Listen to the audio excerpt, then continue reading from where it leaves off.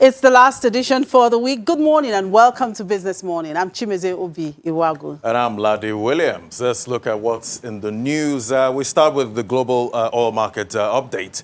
Oil prices were lower this morning as concerns about Chinese cities in lockdown due to the coronavirus outbreaks tempered a rally driven by strong import data from the world's biggest crude importer and U.S. planned for a larger stimulus package. Brent was down 46 cents at $55.96 a barrel after gaining 0.6% on Thursday.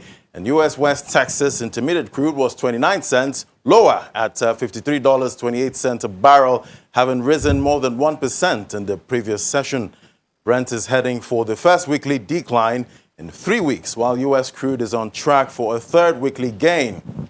While producers are facing unparalleled challenges balancing supply and demand equations with calculus involving vaccine rollouts versus lockdowns, financial contracts have been boosted by strong equities, a weaker dollar, which makes oil cheaper, along with strong Chinese demand. And back here, about 96 companies within and outside the country have made bids to rehabilitate the downstream infrastructure of the Nigerian National Petroleum Corporation, NNPC.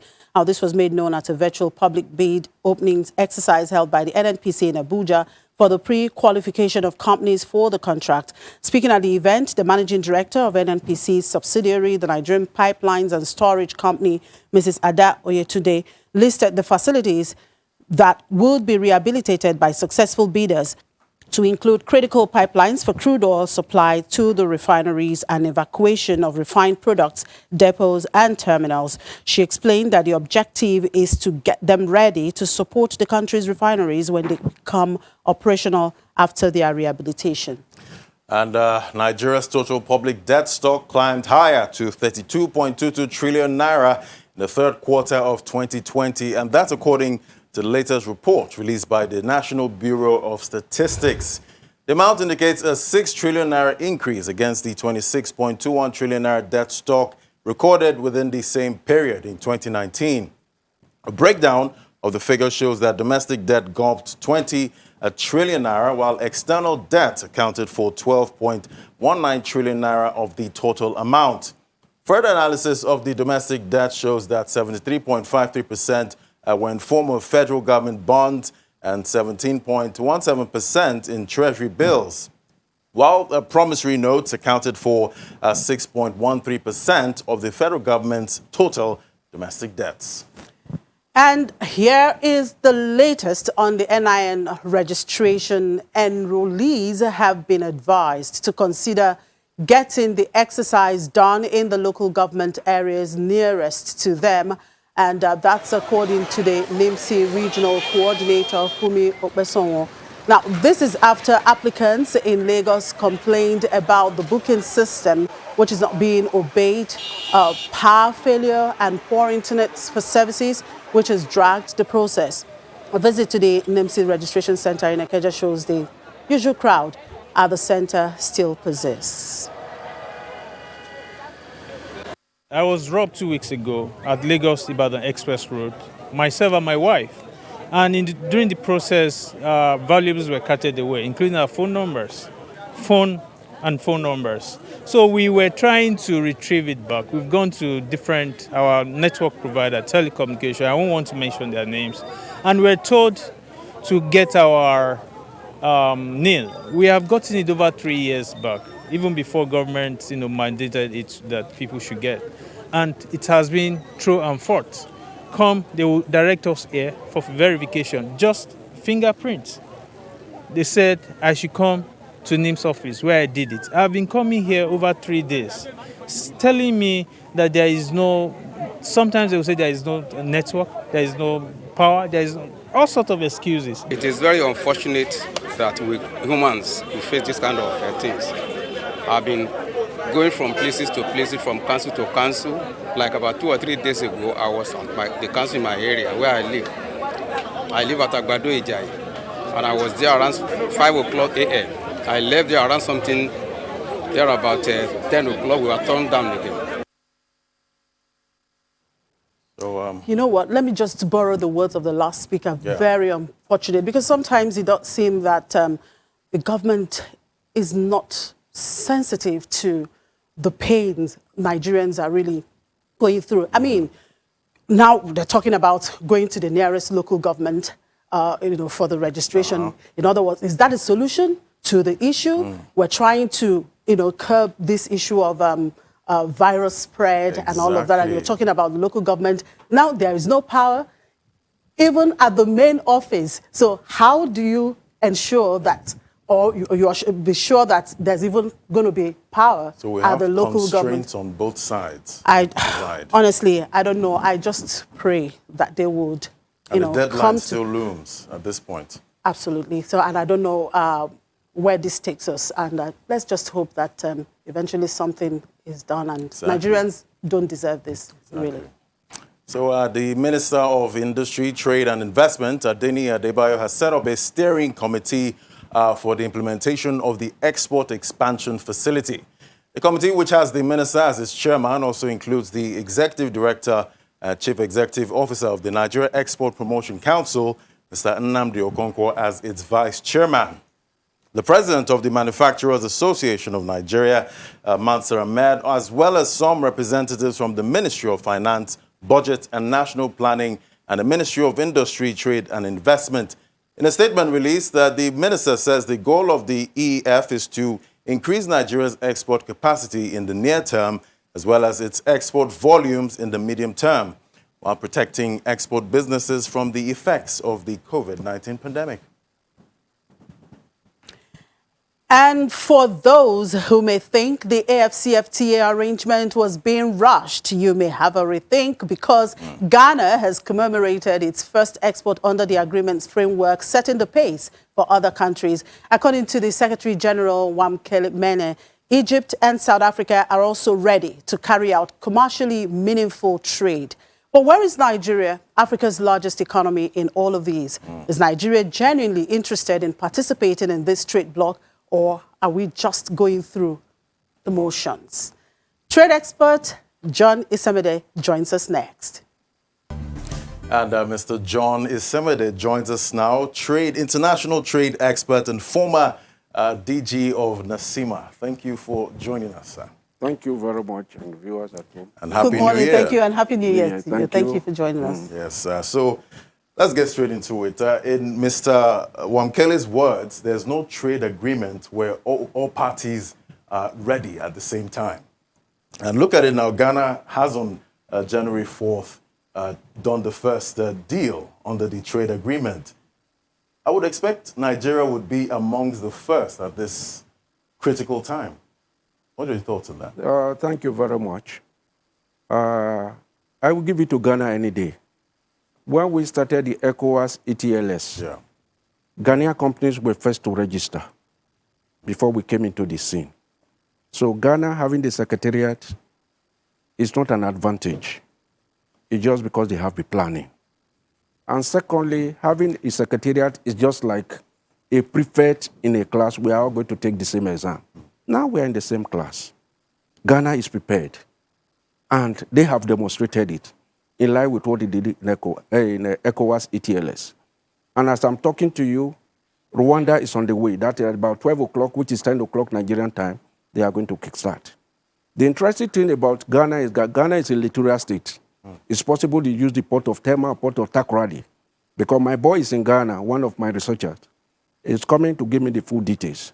That of Rwanda is not a littoral state, it's a landlocked country. So you can only connect Rwanda through Tanzania, the port of Dar es Salaam, or through the port of Mombasa, going through Uganda. How are they able to break the barrier? Is because they are ready. But one interesting thing is that we sign all sorts of agreements without knowing what we are signing.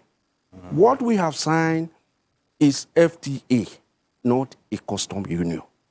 And in line with what we did in ECOWAS, all countries were not lumped together at the same time. That is one thing we have to look at. The population of South Africa is almost 60 million. The economy of South Africa is not of the same level with that of Lesotho. Lesotho is about 2 million. If we talk of Nigeria, we're about 206 million. Cape Verde is about 500,000. So if you are talking of football, FIFA arranged football is 11 against 11 But when you now match Nigeria on the same level with Cape Verde, you want to commit murder. In the sense that, what is their economic base? If you look at the entire scenario, ECOWAS divided the 16 countries into 3 groups. Group 1, that is where you have Nigeria, to run zero import duty in 6 years at the reduction of 16.6% for each year. Second level, we had other countries where they were to reduce import duty for a period of 6 years at the rate of 12.5. Why 8 years. Then the other one, the other country like Niger and Sierra Leone and all that, those were to run duty at the period at this of 10% for a period of 10 years. The issue now in the African Continental Free Trade, we don't know what we have signed. Thank you. Okay, now, well, in a bit to really understand where we're going to, and looking at this particular issue, a lot of people have actually criticized the fact that not just Nigeria, even Africa as a continent signing this agreement, we really don't understand it. We are not yet ready, even though the Secretary General disagrees with that. Okay, look at it, 55 African members, union members, signed into this AfCFTA. We have 54, okay, out of these 55 signing. That's excluding Eritrea. Yes, and then 35 have submitted their ratification instrument, okay? Now, at this point, does it really matter? Because now we have Ghana. You talked about Rwanda. And then the Secretary General talked about South Africa and Egypt already. We are not in the same class with South Africa and Egypt. South Africa has South African airline, and they have chain stores here. Egypt, you go to Egypt, Egypt is part of the developed world, the system and all that. Morocco is not part. Even the multinational corporation, most of those Arab countries are part of the European Union. It is simple. The simple thing we have to look at it, there are 55 African countries. These are countries that were shared and were conquered. Let us not forget about the Bali Conference of 1884, where Africa, if you look at some of the countries in Africa, the border between Egypt and Libya is just a straight line. The one between Algeria and Libya, the V out of it is that makes Tunisia. The 55 countries you are looking at, how many of them have their own currencies? Because the Francophone, take it or not, they own the CFA. The issue now is that we have not even discussed the currency we are going to use. There are 55 African countries. 54 have signed. The only country that have not signed is Eritrea, which also is not a member of the WTO. Because you have to be a member of the WTO before you can join any list. But the interesting thing is that you cannot stay alone.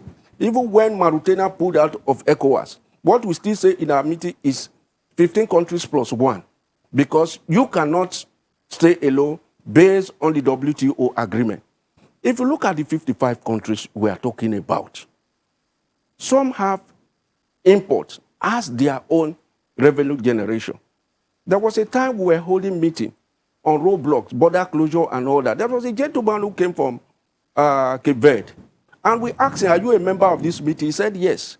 That is only God that can close border, which is air and sea. That what we are saying of border closure or problems between one country and another, they don't observe that in their own country. The 55 countries in question, out of that 55, 35 have submitted their instruments. And the 35 of them, how many of them today are ready? As I was telling you, the first impression they gave to us, I have traveled around the continent of Africa by road. And most of the people, members of the committee, they have never been to Semeboda or Papa Port. They cannot tell you the borders we share with Niger or with Cameroon. I have done businesses. I was export manager of so many countries. I worked in Ghana for 15 years. So the truth of the matter is that the impression they gave to us, 55 countries, is going to be the biggest. Are we not deceiving ourselves?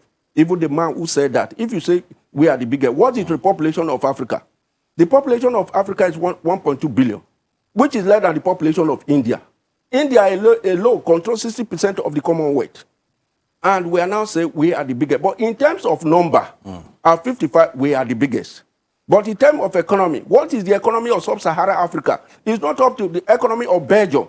And Belgium is not the third smallest country or fourth smallest country in the European Union, which is, it has the same coastline with Benin Republic of 140 or with Delta State. The economy, Belgium is not as big as Lagos State.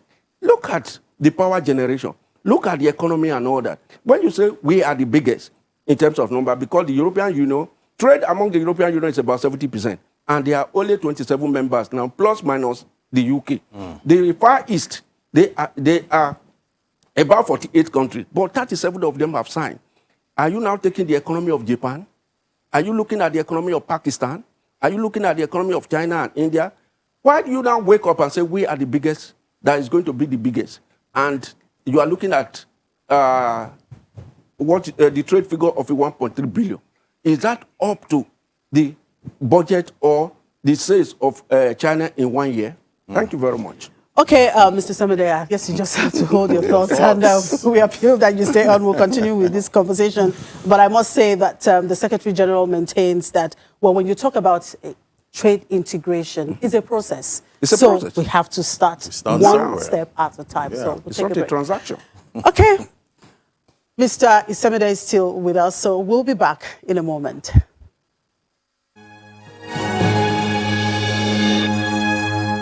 Thank you for staying tuned. And if you just joined us, you're watching Business Morning on Channels Television, and we're still discussing the Africa Continental Free Trade Agreement, and we'll still have here our international trade expert, the former Director General of NASIMA, Mr. John Isemede. Thank you very much, Mr. Isemede, for sticking on the show. Yeah, just before we went on break, I was talking about, yes, a process, but I want to bring it down here now to Nigeria in that line of a process. So I'm sure that eventually Nigeria will get there. Okay, but then let's look at some of the issues, particularly as it concerns, the SMEs in Nigeria. How do you think Nigeria SMEs can benefit from this, new market, given their peculiar, challenges of finance and capacity? Thank you very much.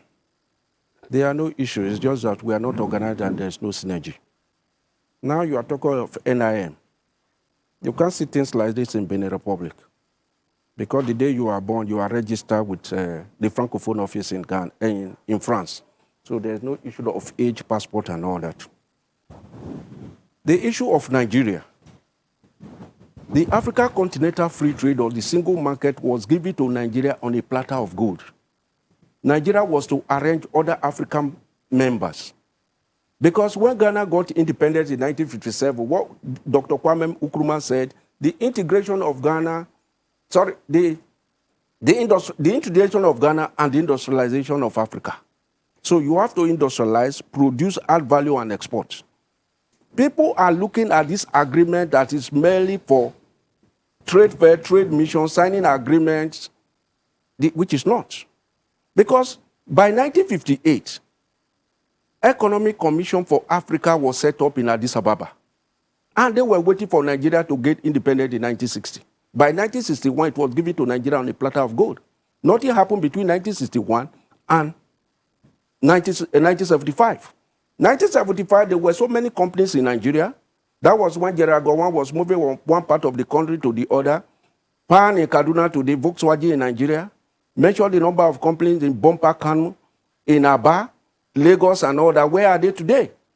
So the issue of transportation was not the issue, because we had the Nigerian Airways, even during the time of President Aliou Shehu Shagari, acquired a lot of aircraft from Toulouse in France. But today people are traveling. We are using Emirates, we are using Etihad and all that. When Emirates started in 1985, they had only to borrow an aircraft. So the issue of transportation not there. So the other issue again is that in 1980, that was when President Shagari now said he's going to take it, until we didn't hear anything until 1991. General Ibrahim Babangida during that period brought all the MDAs you can think of today. Standard organization, this and all that, raw material and all that. They were not set up for companies like Dangote, for Cabri or for Liver Brother or or for channels. It was set up for the SME you are referring to, because they are the ones supplying palm oil to the multinationals or supply this for them to carry out tests. Which test do you want Cadbury, Nigerian Brewery, or PZ that they cannot give you the result in 10 or 5 minutes? The beauty of the whole thing is that a lot of Nigerians don't know what we sign. They are looking at it for the big boys. You go to Japan, you cannot buy Toyota and bring it to Nigeria. It will cost you about 3 times the price. So when Gerard Ibrahim signed the decree, number 63 of 1993, of the Calabar Export Processing Zone, was for the Africa single market. All right, today, Derasani Abacha had another one in Kano. In 1997, Gerard Abacha organized the best trade fair you can ever think of in Kaduna of Africa, ECA, and that of Nigeria. African countries were present for us to show them that we are ready for the market. But that could have been the golden area for Nigeria. Few years later, we started selling our critical infrastructure. You want to be in business, you are selling your infrastructure. Today, where have we found ourselves? We cannot even compete locally, and we are talking of the single market. Because the small and medium scale enterprises, they are the engine of the trade of Southeast Asia. You don't go to Asia, you talk to big companies. The big companies have their own objective. They have their mission, they have their values. They are areas they cannot go into because of what we call territory mapping. Which product have been identified in Nigeria? What is the labeling? Yeah. And when some people now try to frustrate themselves and say we cannot meet standard, we are only, those who are in business are those who are saying you cannot meet standard. When you are talking of export, you don't talk of standard. It's only when you are importing. It is the buyer that determines what he wants. Yeah. So when you say standard, if you are asking for cocoa, there's cocoa beans, cocoa liquor, and cocoa powder, and so on and so forth. Prior to the abolition of the Commodity Board, because the Western State Commodity Board was from 1946 to 1986, during that period, was there rejection? Rejection of made in Nigerian goods started in 1988 okay, because of the conspiracy with the West. So looking at competition now, do you think Nigerian SMEs will be able to compete favorably with their African counterparts? Yes. How much is minimum wage in Nigeria? The women under the sun and rain, how much do you pay them? If they have to do realistic costing, they will not be able to. The truth of the matter is that there is no synergy. They are not registered. They are not known. Because for you to export, you have to register. That was why when I was a consultant to FAO, Food and Agriculture Organization of UNIDO, I move around this country putting women and children in clusters. So a woman who cannot make 200,000 in a year, you are telling her to come and register her product with 200,000 naira. Where was she going to get that money? Have you been to China? Have you been to Brazil? And have you been to Turkey? That the economy is not on the hands of the big boys, it's on the hand of SMEs. Because here in Nigeria, we have more than 50 registered SMEs. How are they assessing loans? Because they are not registered. This is a country where you give forms to someone to fill the age you will put adult. Can you trace them? There is that traceability mechanism. If you have traceability mechanism, we will be talking of NIM. Yeah. So we need to look for these people, put them in clusters. Now, when you talk, states, they're talking about because there is traceability loop in any business. It's not the big boys that are into export. It is the smaller ones.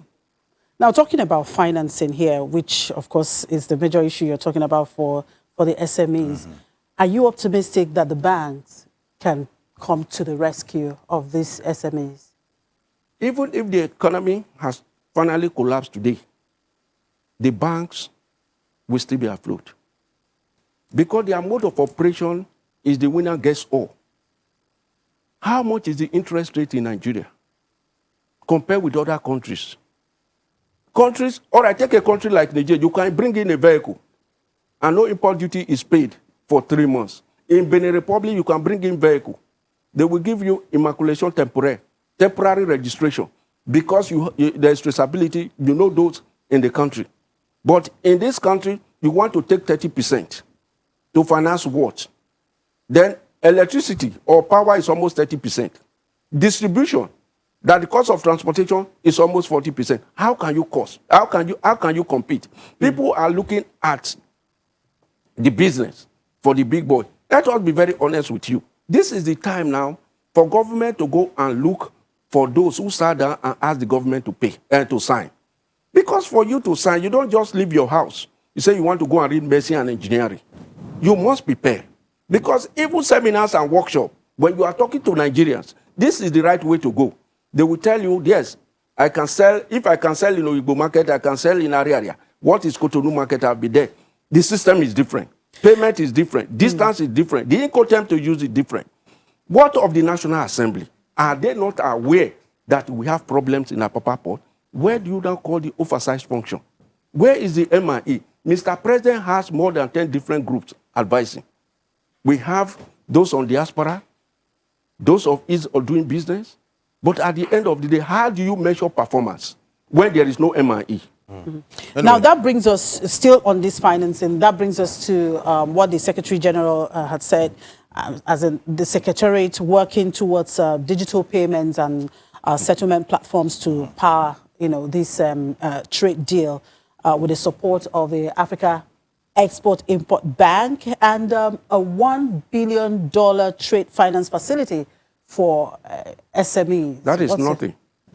CBA has given the exporters over 500 billion for the past 4 or 5 years. No one has been able to access it. Nexim is there.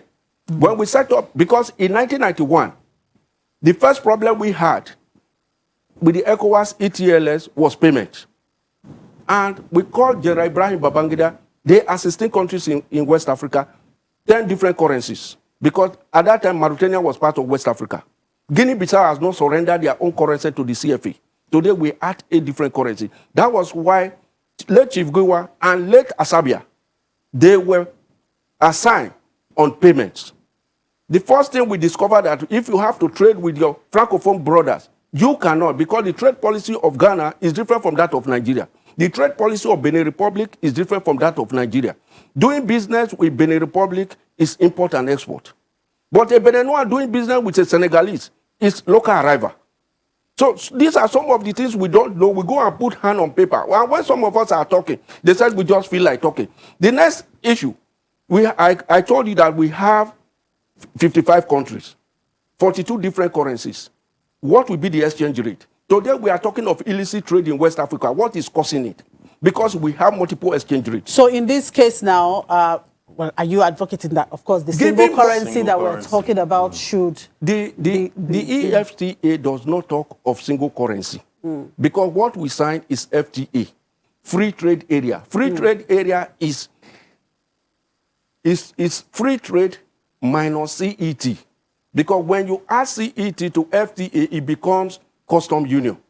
Common market is that I can apply for a job and be the governor of Bank of Ghana, like what you see in the European Union. That was why during the border closure, we asked people who asked Mr. President to close border, sit at that point, let me sit at this point and ask questions. Because there are 6 types of borders in the world. You have militarized, demilitarized border. You have free border like what we have in the European Union. So also we have a soft or simple border that we maintain with our ECOWAS brothers. We have what we have in Kenya, like moving from here to Kenya, I can get visa at the point of entry. Nigeria has a soft border with Cameroon because we share a common boundary with Chad. But a Beninois cannot go to Cameroon without a visa. So when you are talking of trade, that does not mean we are surrendering our sovereignty. Your flag is there, your currency is there, your rules and all that, they are still there, maintain them. The only thing is that you have to discount your import duty by 90%, which was not the case in ECOWAS, because we have a template which I have been crying and begging the government to sit down with ECOWAS to see the way we implemented the ECOWAS ETLS. If you look at Africa, or starting from West Africa, trade within West Africa is 5%, which shows that 95% of the trade still rests with the rest of the world. 5% is not a pass mark. In the year 1980, Professor Ali Mazuri said trade within Africa is 20%. But when we had a meeting in Gabon in 1995, the Secretary General of AU Salim Ahmed Salih, that trade within Africa is only 16%. But by the time the Chinese and the Asian took over the African market, now we are talking of less than 15%. So it shows that 85% of the trade still rests. So what we have to do now is that how do we look at our foreign policy? We have a foreign policy not tied to trade. We have a trade policy that has not been signed for 21 years. Our economic diplomacy, nobody can explain it. We have more than 1,000 MDAs, no target is given to them. So how do you measure that the policy today is to go and borrow? How do you borrow from those who are producing added value exporting to you? Okay, but looking at awareness now, how would you advise the federal government to actually push that drive for awareness with the SMEs in Nigeria? There's what you call sensitization in business. Companies around Nigeria are making noise all over the place. Good noise, which is called advert. All right. When we embark on the ECOWAS project, we travel by road to go and see what we can take from Ghana and what we can give to Ghana. We discover salt in Ghana. We discover other things in Liberia. We discovered in Niger. But today, no research was carried out. And no ambassador. Because the last time I met you 2 years ago, I told you there are 196 countries in the world. We have 104 embassies, High Commission and other, group them together. English speaking is called High Commission. Others, they are called embassies, 104. Today, where do we have the ambassadors?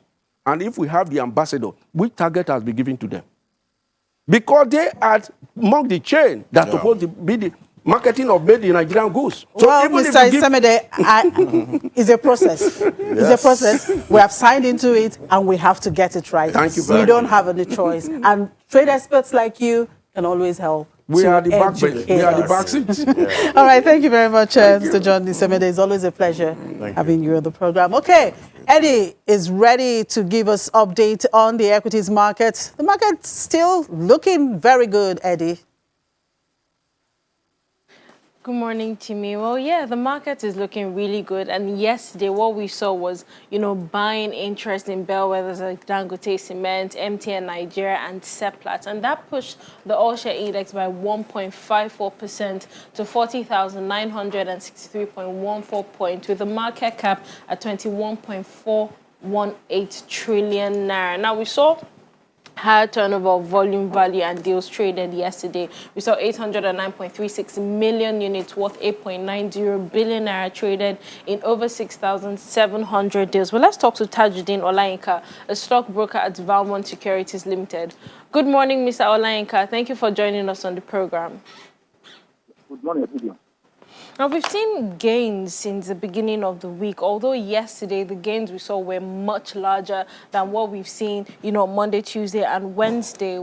Apart from, the buying interest in some of these sectors, what really drove sentiment on those stocks? Well, two things are responsible. Of course, we are entering, we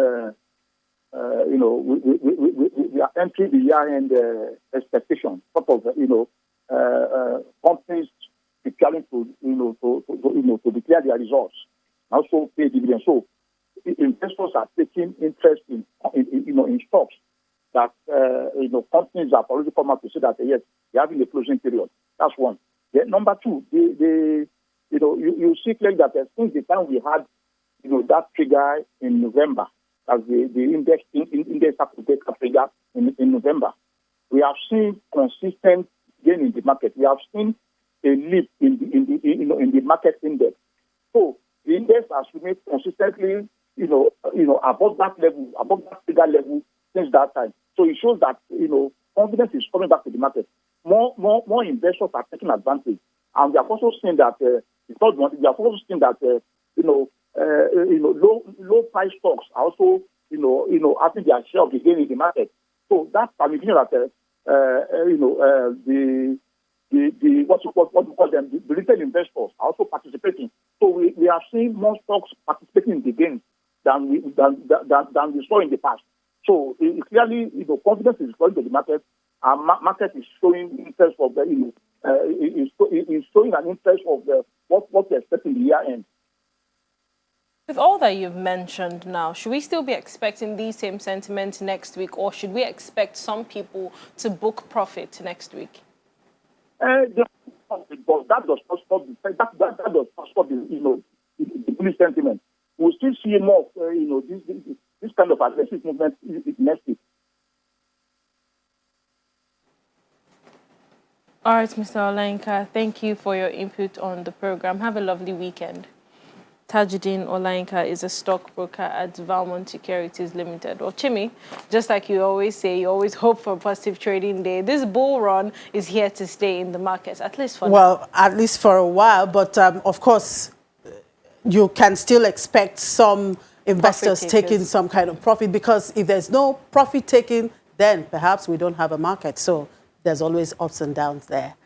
All right, we take another break, and when we come back, we cross over to London for update from Juliana.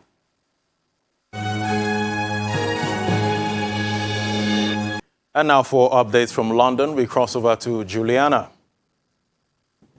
Good morning, Juliana. Yeah, so UK GDP numbers have sunk further. Good morning. What sectors led to the contraction most? Well, yes, GDP has come in the UK for November, and it shows that GDP has contracted by 2.6%.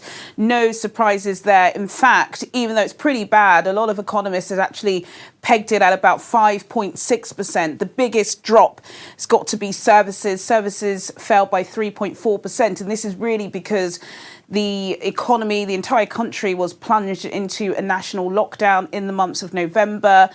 Britain is a service-based economy. 80% of GDP comes from services, and the fact that pubs, hospitality, hotels were closed is a major contributing factor to this. Prior to this contraction, we had 6 consecutive months of growth. That's now come to an end. We are certainly heading into a double-dip recession. Andrew Bailey, the Bank of England governor, was speaking to Scottish business leaders at the beginning of this week, and he's pegged the final quarter of GDP 2020 in the UK to fall by about 1%. So not great news, but a little bit better than what observers had expected. So in anticipation of this GDP number, Rishi Sunak came under renewed pressure to provide more financial support to businesses across the UK. Do you see Sunak responding to this call now? I think there will be a response. Apart from British Prime Minister Boris Johnson, Chancellor Rishi Sunak is probably not getting any sleep at the moment. He spoke on, I believe, Tuesday in the House of Commons, and he did say don't expect any more economic measures from this government until the 3rd of March, when we're expecting a budget. But looking at these figures now, it's probably going to be impossible, especially because even though this contraction in November wasn't as bad as it was in April, this month we're in another lockdown, so it is going to be particularly bad. Lots of economists are expecting Britain to bounce back in the spring, especially because, of course, we are inoculating our citizens. Nearly 3 million people have received a jab. The post-Brexit woes are finally behind us, but a lot of businesses are going to be cash-strapped. The Federation of Small Business Industry, they predict at about 290,000 businesses could collapse this year. SMEs are the engine of any decent economy. So we are probably going to expect something. At the moment, during this lockdown, the government have pledged £4.6 billion worth of grants. The furlough scheme, the job subsidy scheme that is basically paying people to stay home is costing the government already £46 billion, but it's just not doing enough. So probably what we're likely to see over the next couple of weeks is an extension to some of these schemes and probably tax rates relief, which I think is what big businesses are asking for. I guess we'll wait to see Sunak's next move. Now to Brexit. Yesterday we talked about deliveries of Scottish seafood to the EU from smaller companies being halted until Monday. Today the government is facing sustained criticism in Parliament from Conservative MPs representing fish areas, including Scotland, over red tape and delays caused by the introduction. What really are these teething issues here? Gosh, if I knew that, I'd probably be one of the Brexit secretaries. Who knows? But there is lots of red tape. But no, in all seriousness, really what's happening is it's just causing too many delays from when the fish is pulled out of the water to when it gets to restaurants in France and Spain and in other countries around Europe. What's happened is apparently it's taken about 5 hours per lorry to take some of these fish out, give them an inspection. It's causing too many issues, which is why the firm that looks after this importation has decided to do this halt to try and train staff to make sure they're better prepared and that they know what custom declaration forms to fill in. But of course, the fishermen in Scotland and around other coastal areas in the UK are not happy. They're speaking to their parliamentarians. They fear that they could be bankrupt. And this is a massive issue for Prime Minister Boris Johnson. Already there is lots of room and appetite for another Scottish independent referendum. They certainly feel as if Boris Johnson has completely neglected them. Nicola Sturgeon is really pushing that Scottish referendum line. And Conservatives in Scottish regions are feeling as if it's very difficult to back the government at the moment. So yes, lots of pressure on Boris Johnson's shoulders. But I believe George Eustice, the Environment Secretary, has recently said that any Scottish fisherman or coastal fisherman that's been impacted by these new Brexit regulations will be compensated. So we'll have to wait and see how this pans out. Yeah, I guess we'll wait and see. Thank you for the update, Juliana, and do enjoy the rest of your day. And now for the debt currency market. Now on to Edidiong. Thank you, Ladi. Well, finally, we saw some declines in the bond market yesterday, although it was marginal, just by 2 basis points. Now, at the short end of the curve, we saw yields decline while the long end of the curve expanded and the mid end was flat. As you could see, there were some changes in the price of the February 2028 bond and the April 2037 bond. We had 24 deals on that counter worth 18.02 billion naira. But to talk more about this now is Bemisola Aromire, a fixed income trader at UBA. Good morning, Bemisola. Thank you for joining us on the program. Good morning, Eddie. Well, finally we saw yields decline in the bond market. What was responsible for that? Okay, so as we are all aware, the bond market showed the FGN issuance calendar as yesterday, though it was after market. So initially we saw that some unmet demand at the OMO auction of Thursday also contributed a bit to the bond market. So on the short end, we're still seeing demand there, which shows why yields declined. However, on the long end, we saw some slight sell-off as dealers continue to anticipate that anticipated that there will be an increase in the calendar on the amount that the DMO would offer. So as the calendar came out late yesterday evening, and it showed that the DMO is willing to raise more money at this auction, it's begs to show why we saw higher yield on the long end. For the short end, as you have rightly said, it just shows that because of a lot of unmet demand at the OMO auction, we saw that some of the investors picked the short end, which shows why yield decreased on that. So because of this quarter one calendar for the bond space, we're going to see a lot of repricing at the market. We're going to see dealers continue to improve their yields in anticipation of how much was going to be sold. So there will be an auction next week on the 20th, and we expect, and there's a 160 billion on offer. And we expect them to sell more to be able to accommodate a lot more at the auction. Bemisola, very quickly now before I let you go, you've spoken about the auction, but how did that affect trading in the Treasury bills market? Treasury bills market was largely affected by the liquidity in the system. Also, the perception that the auction calendar will bring in more on offer. We saw sell down. We also saw that at the OMO auction where yields were maintained, and also remember that the PMA auction on Wednesday, yield trended up across the 3 maturities. That was largely what affected the Treasury bills market. because it showed that they were ready to accommodate higher yields at the auction. So this was the major reason why yields at the OMO and the Treasury bill NTB market increased slightly.